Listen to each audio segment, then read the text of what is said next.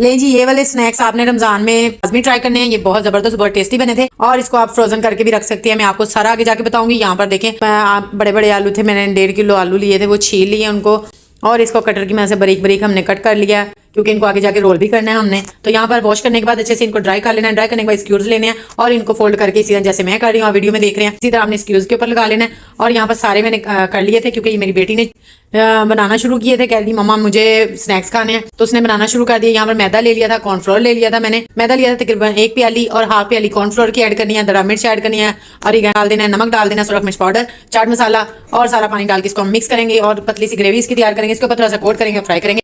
अगर आप इसको फ्रोजन करके रखना चाहते हैं तो हाफ इसको डन करें और निकाल लें और फिर इसको किसी भी शॉपिंग बैग में डाल के फ्रीज कर लें। जब भी फ्राई करके बच्चों को लंच में देने हो तो आप इसको निकाल के थोड़ी देर पहले तो इसको फुल आंच पे फ्राई कर सकते हैं। ये थी हमारी आज की वीडियो। उम्मीद करती हूँ आज की वीडियो बहुत पसंद आएगी। वीडियो पसंद आए तो लाइक करें, शेयर करें, जाते जाते मेरे चैनल को सब्सक्राइब करना नहीं भूलना। मिलते हैं नेक्स्ट वीडियो में। Bye bye.